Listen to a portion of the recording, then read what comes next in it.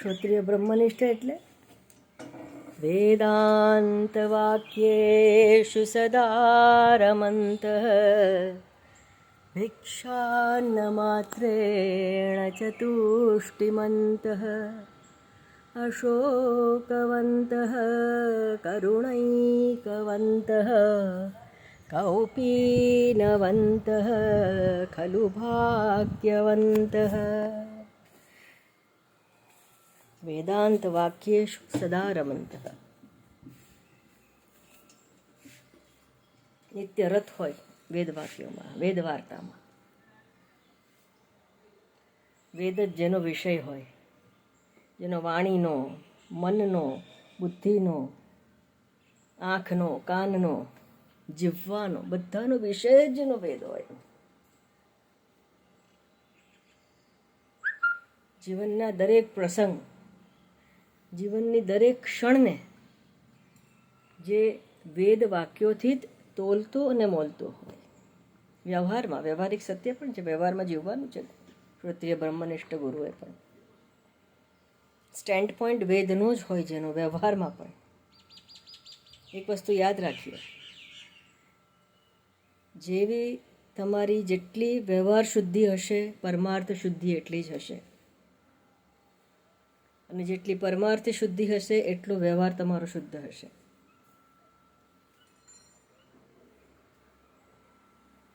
ભિક્ષાન્ન માત્રેણ ન ચતુષ્ટિમંતઃ. ભિક્ષાનું અન્ન એટલે શું સમજી લઈએ. ભિક્ષાન દેહી ભવતી, ભિક્ષાન દેહી કરીને ભિક્ષા માંગવી એ જ ભિક્ષાન અન્ન છે? નહીં. સામે આવેલા અન્નને પ્રસાદ રૂપે ગ્રહણ કરવું, દેટ ઇઝ ભિક્ષાન. બધા જ લોકો ભિક્ષાનું જ અન્ન ખાય છે. અન્ન પર કોઈનો અધિકાર નથી. અન્ન એકમાત્ર બ્રહ્મનું જ છે. અન્નમ બ્રહ્મ. અન્નમ બ્રહ્મેતિ વ્યજાનાત અન્નાદ્યેવ ખલ્વિમાનિ ભૂતાનિ જાયન્તે અન્નેન જાતાનિ જીવંતિ અન્નમ પ્રયન્ત્યભિસંવિશન્તિ અન્નમ બ્રહ્મ. ભિક્ષાન્ન માત્રેણ ચતુષ્ટિમંતઃ અશોકવંતઃ. શોક નથી કરતો. કૃષ્ણ પરમાત્માએ બીજા અધ્યાયમાં કહ્યું છે, અશોચાનન્વશોચસ્ત્વમ પ્રજ્ઞાવાદાંશ ભાષસે ગતાસૂન ગતાસુંશ્ચ નાનુશોચંતિ પંડિતાઃ. ગમતા ભોગ ગયા, આવ્યા. શોક એકવારનો થઈ પણ જાય, પણ ન અનુશોચનથી. ફરી ફરી યાદ કરીને એનું અનુશોચન નથી કરતો. ફરી ફરી એ સાંસારિક ભાવમાં નથી જતો. નાનુશોચંતી પંડિતા અશોકવંત. એકવારનો શોક ગયો એ ગયો ગુરુનો.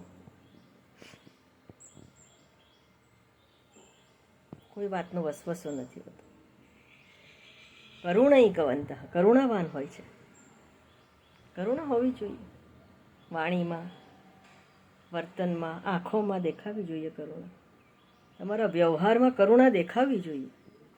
શ્રોત્રિય બ્રહ્મનિષ્ઠ ગુરુના વ્યવહારમાં કરુણા દેખાવી જોઈએ, છલકવી જોઈએ. સામે કોઈ બી પાત્ર હોય, ઇમટીરિયલ. કરુણૈકવંત. કરુણા એટલે કેવી કરુણા? અકારણ દયા સિંધુ. સામેના પાત્ર ઉપર દયા કરવા માટેનું કોઈ કારણ જ ન હોય, લાયક જ નહીં હોય એ દયાને, છતાં પણ દયા કરે, એને શ્રોત્રિય બ્રહ્મનિષ્ઠ ગુરુ કહેવાય. એને કરુણૈકવંત કહેવાય. કૌપીનવંત ખલુ ભાગ્યવંત. કૌપીન means it is an indication of a minimum need. ઓછામાં ઓછી જરૂરિયાતવાળો હોય, ઓછામાં ઓછી. જે પણ કંઈ એને મળી રહ્યું છે એમાં એ સંતુષ્ટ હોય. મળે તોય ઠીક, ન મળે તોય ઠીક. કૌપીનવંત ખલુ ભાગ્યવંત. એ જ ભાગ્યવંત છે.